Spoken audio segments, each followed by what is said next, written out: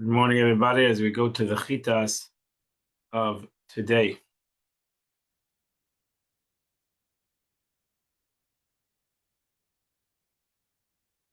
The holding and the Parshas Vayera, the holding on chapter 19, verse number 1, from the story of Sdom. Yavishna HaMalachim, and the two angels came to the city of Sdom, Be'erev, in the evening. And Lot was sitting at the door, at the gates of Sdom. Ayar Lot, and Lot saw them. Ayakam, and he got up, likrasam, towards them, v'yishtacha payim arza, and he bowed down towards them. Rashi says, Shnei malachim. There were three of them that came to Abraham. Now we have two. One to destroy Sodom, and the other to save Lot. And this angel was the same one who came to heal Avram Avinu. The third one, who came to inform Sarah that she would give birth. After completing his mission by Avram Avinu, he left. Amalachim, the angels. Elsewhere, thus we read in the Torah, in the beginning of Parsha, he called them people, men. The answer is that when the divine presence was with them, the Torah calls them men. Another explanation, connection of Avram Avinu, who has had a great power of spirituality, and who angels as familiar as men, they're called men. But to Lot, they were angels. Ba'erev, Rashi says, did you really take the angels so long to travel from Hebron to Sdom? It took them hours to travel. They woke up in the morning and they went. So what's happened? However, they were angels of mercy, and they tarried. So they made sure to take time. They wanted to give time. And why did they tarry? Was it perhaps Avram could successfully plead in defense of the people's Sdom? They were hoping Avram Avinu would prevail. The Lot Yoshev B'Shas Sdom. Rashi says Lot was sitting at the gate. This word Yoshev is written without a vav, so it also could be read Yoshav. No vowels. With a vav, then it has to be Yoshev. But without the vav, it can be Yoshav, which means that day they appointed him as the chief judge. So that day he became a knacker. But yeah, Lot saw he was trained. Lot was very well trained. He hung around Avram Avinu, and therefore, when he saw a guest, he ran to greet him. He said, "My lords, turn to come to my house. Bilinu, and come and you'll sleep there tonight. You wash your feet, and then you'll get up and you'll go. I'm giving you free lodge." So they said, no. We want to sleep in the street. She says, here now, you are my master. Since you are past my way, that's why I'm calling you Adonai. I'm calling you master. Another explanation, right now you must be careful regarding the wicked people so that they not notice you. This is the correct advice. So he told them, listen, I'm doing it for your sake because we don't like, this city is against any kind of visitors. And therefore the best thing would be that you secretly come to my house. Suruna, deviate from the regular path to my house by coming in a roundabout way, so they do not notice you entering my house. Because if they notice you, we're all going to be in trouble. Spend the night and bathe your feet. It is usually for people to stay the night and then wash. Doesn't make sense. Moreover, Avram told them first to wash their feet. However, this is what Lot said. What if when the people of Sodom come and see they already washed your feet? Oy. If they come to my house and they see you already washed your feet, they'll accuse me saying 2 or 3 days already passed since they came to your house and you did not inform us. You have guests. It was against the rule of the city. You weren't allowed to invite people into your house. So therefore he said, it's better that they stay here in the dust of their feet so that it seemed that they had just arrived. And therefore, people won't say, you'll ask me, when did they come? I would say, they just arrived. But they answered no. It's an interesting expression. Avram Avinu, when it comes to Abraham, they answered yes. And over here, they answered no. From here, we learn that one may refuse a less important person, but he may not refuse a important person. So not always you have to answer yes. To Avram Avinu, you have to answer yes. To Lot, you don't have to answer yes. Over here, the key, as we once learned already, the key has 4 different meanings. Over here, it's but, key. They said, we will not turn our side to your house, but we will spend the night in the city square. If it's but he didn't let go. He pleaded with them a lot. And they went to him. And they came to his house. He made for them a feast. And he made them matzahs. And they ate. She says they took a roundabout path towards his house. They made them matzahs because it was Pesach. So you can see that Avram Avinu had some effect even on Lot, that he followed Pesach. He did the mitzvah of Pesach. Before they had a chance to go to bed. And the people of Stoim surrounded the house. Minad vazakin, from the old to the young, from the young to the old. Everybody came to Lot's house. She says in the Bereishis Rabbah, in the Medrash, it is explained as follows. They had not yet gone to bed, and the townspeople were being discussed by the angels. So it's not about the people; it's about the angels themselves. And they were asking Lot about the character and their deeds, to which he replied, most of them are wicked. While they were still speaking about them, the men of them surrounded. The straightforward meaning of the verse is the men of the wicked town of the wicked men that surrounded the house. Because they were wicked, they were called men of Sdoim. Just as the verse says, the men of Sdoim were wicked and sinners. She says, from the one end of the city to the other, and the whole city came. For not one of them protested. That's we see the wickedness of the city. The whole city came out to do evil. Couldn't find one good person to say no. As we know in our times also, there's sometimes that way. But you can't find one good person that's going to say no. You cannot do this. This is unfathomable to do such a thing, to be so wicked. Ayikra Lot, and they called out to Lot. They said to Lot. Ayikra Lot, and they said to Lot.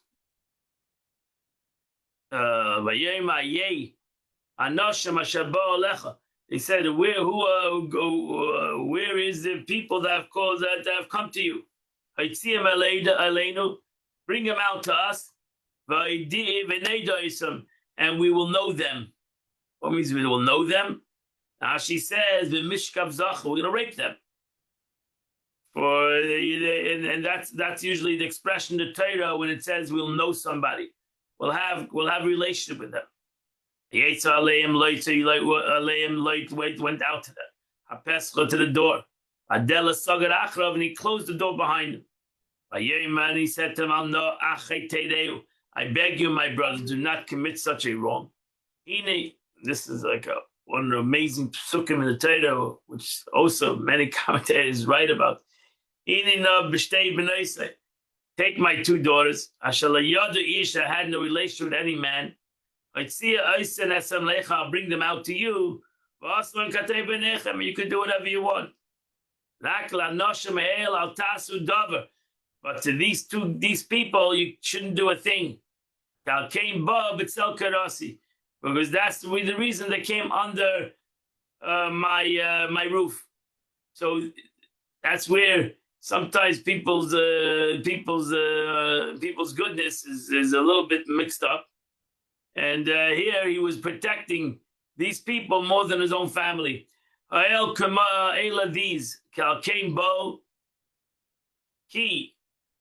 Ask you, it means four. Over here it means four. A key means four. Ask you, I ask you to do this favor out of respect for me. Ki al kain, they have come b'tzel karasi to shelter my roof. This is translated by Onkelos. He translated betalal shadasi, the shadow of my beam. So that's the in Aramaic translation of a kaida beam is shadasi. They came into my house. They're my guests. So but they said to Lord, get out of the way. This guy came to live in our city. And he ready just to give us lectures. Now we will deal with you worse than with them. They pressed hard against light, and they came closer to destroy the door. She says to draw near to further away. In other words, move near to the sides and get far from us. And then, and this Rashi is explaining. He goes through different psukim where he brings down the gosh hala. He's just explaining the gosh, the word ha'ala.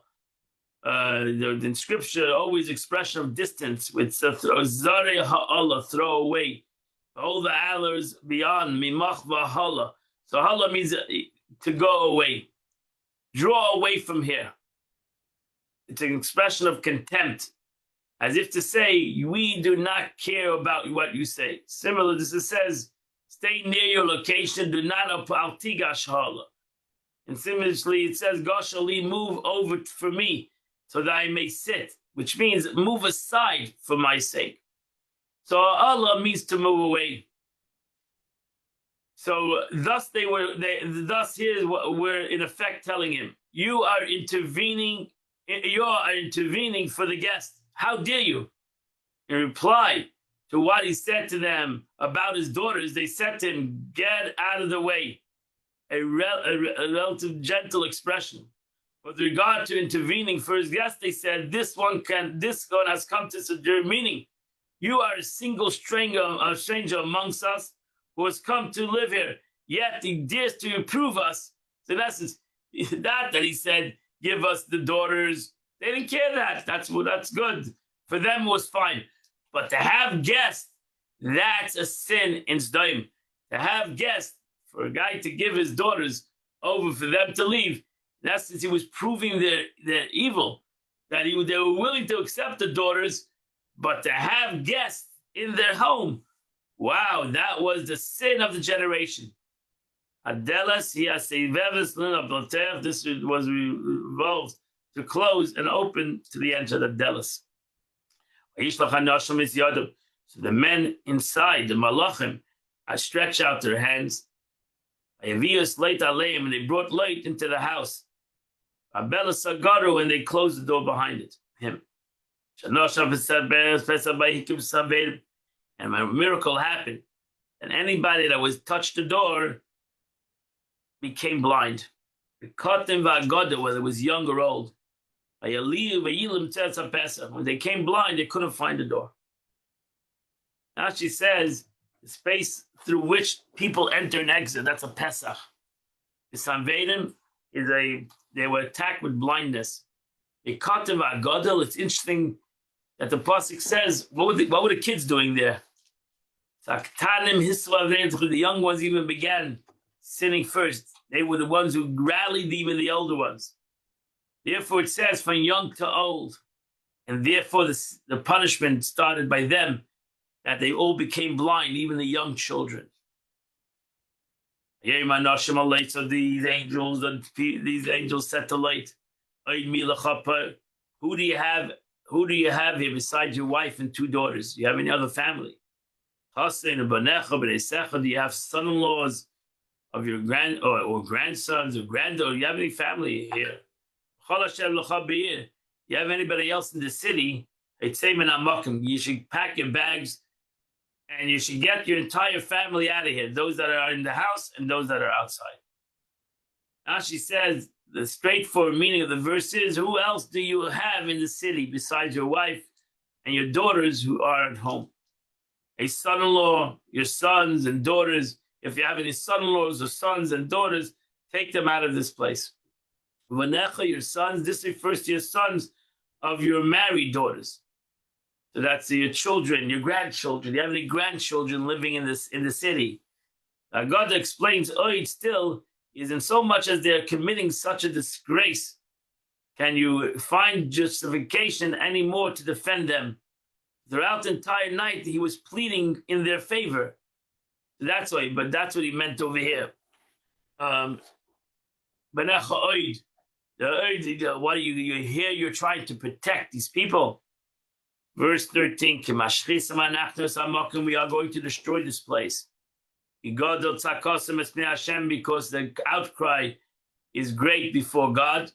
And God has sent us to destroy the city. Yitzhak did go out. He spoke to his son-in-laws, his daughter's fiancés. He said, we need to get out of here. Because the Abish is going to destroy the city. And it was like a joke. They took him like a joke. So it's a prank. Rashi says, the Medrash tells us he had two daughters that were married, lived in Sodom. To those, and then he had two son-in-laws, two other people, two other guys that were fiancés of these two girls that were at home.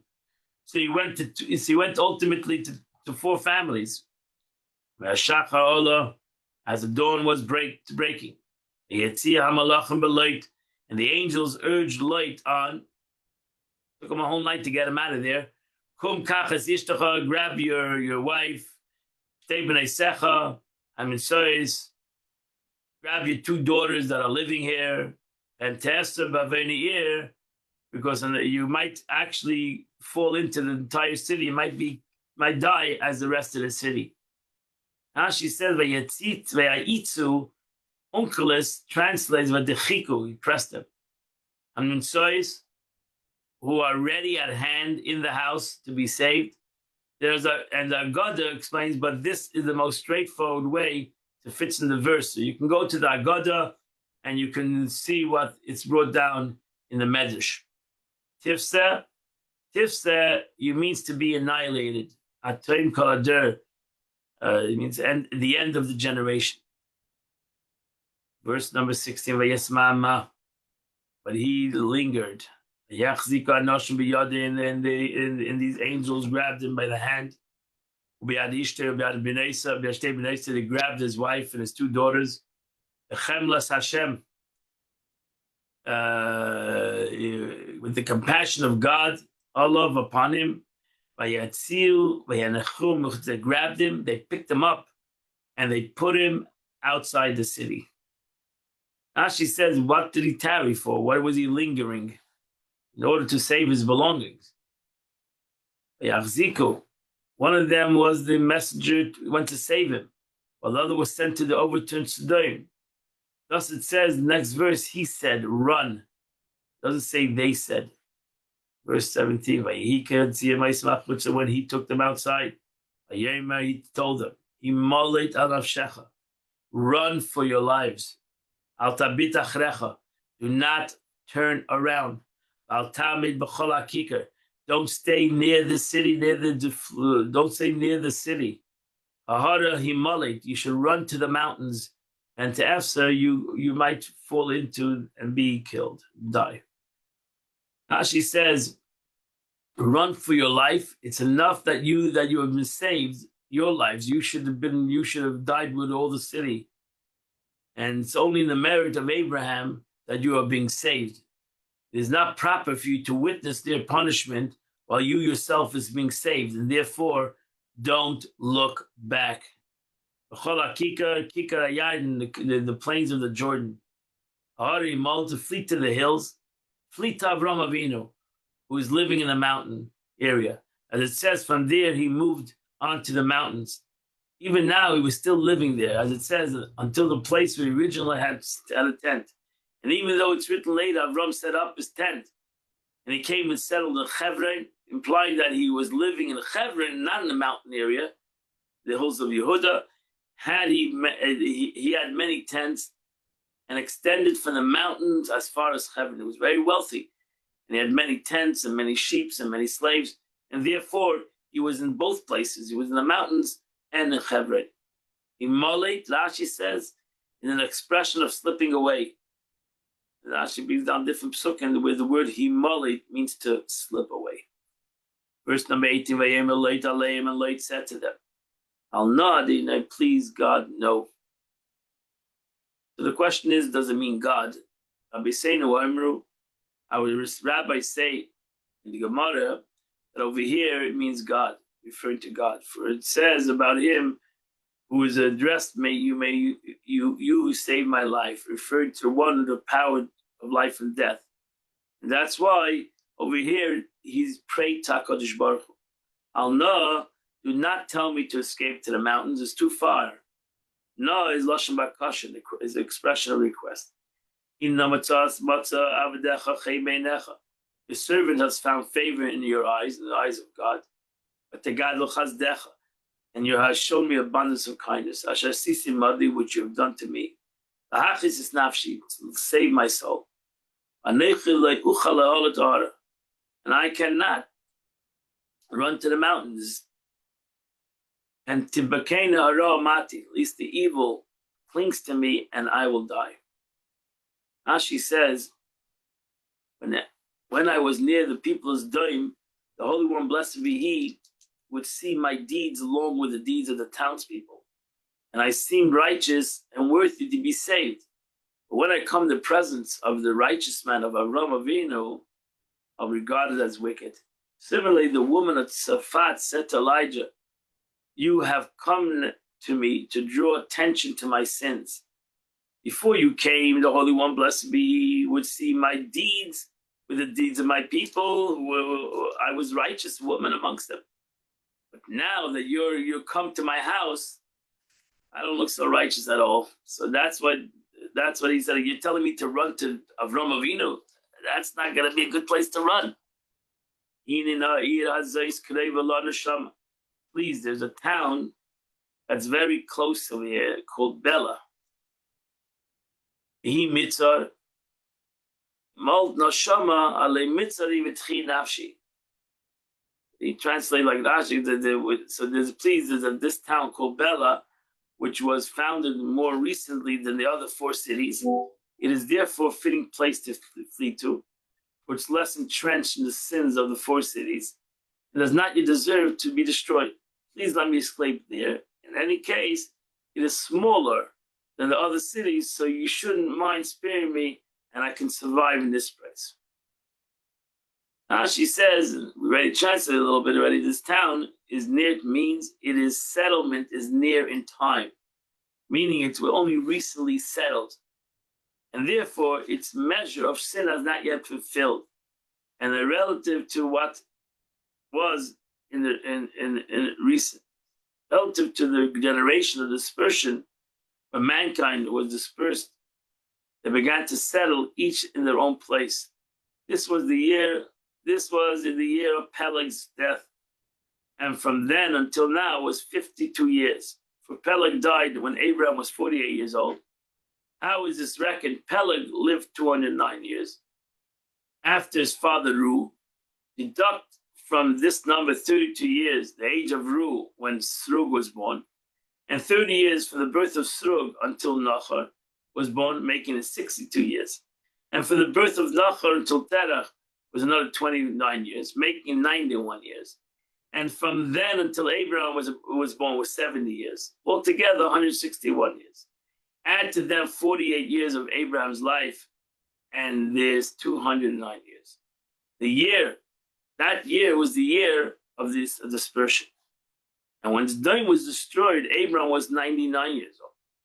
Thus, the generation of dispersion in the 48 years of Avram's life until now was 52. So Avram was 48 when the story of the Tower of Babel happened, and now is 99. So the setting of Tzur took place 1 year later than that of Sdom and its sister cities, which is alluded to by the word Imalat Na. The word Na is 51 years. And that's the meaning. The city is younger than the rest of the cities. Haloi mitzarhi, it is not mitzarhi, and its sins is few, and therefore I can survive in that city. Utechi nafshi, and so I can survive in it. This is according to the Medrash explanation. But however, the straightforward meaning of the verse is, it's not only a small city with few inhabitants, you need to not to be particular about sparing it. So I can survive there. It's a small city, so you don't have to destroy this small city. And that completes the Chumash for today. We go now to the Tanya of the day.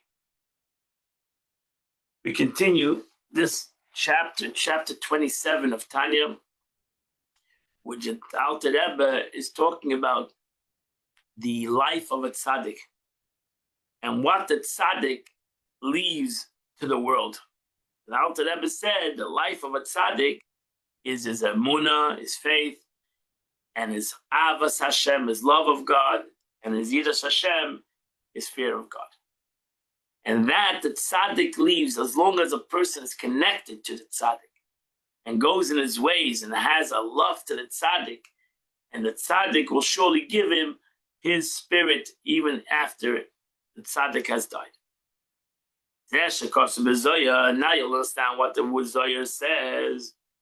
Tzaddik dispater, when the tzaddik dies, he passes away. Ishtaka b'kol almim, he is to be found in all the worlds. Yatim et b'chayehu, even more than his lifetime, even more than when he's alive. We should realize that the tzaddik's life is actually greater in a way than it is before he has passed away. What?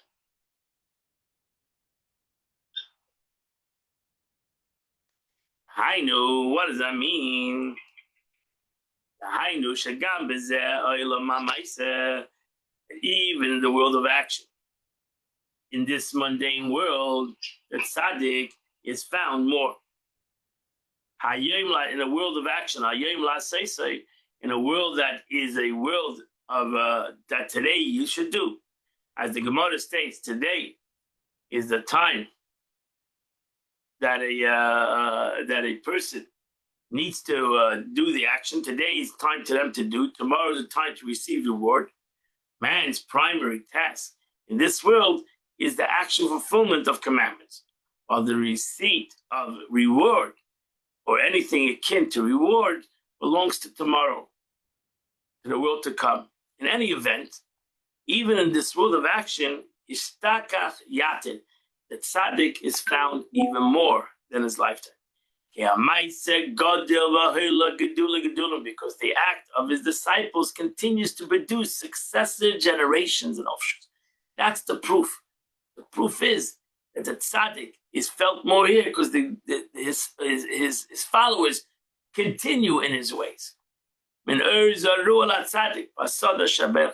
light implanted for the righteous in the field which God has blessed, meaning in the Garden of Eden. As I will soon explain, this refers to the illumination that is drawn down into the sphere of Malchus in the world of Atzilus, which is known the field which God blessed. The Torah mitzvahs of a tzaddik draws down in the sphere of Malchus an additional flow of divine energy for the six highest spheres, Zav Atzilus. This current arouses within the disciples the thoughts of repentance and good deeds, which Alter Rebbe calls successive generation of offshoots, harvest of second generation, which shines upon the earth and outside places, the Holy Land and outside the Holy Land. So all of us, we are the offshoots of the tzaddik who are here today, all of us who live in his ways. Derech HaKodesh Yikra. It's called the holy ways, shall it be called. Zois Avodas Hashem B'Bil and Shmaya, the above regarding the increased presence of the departed tzaddik, related to the service of God, to the heavenly, meaning to spiritual matters.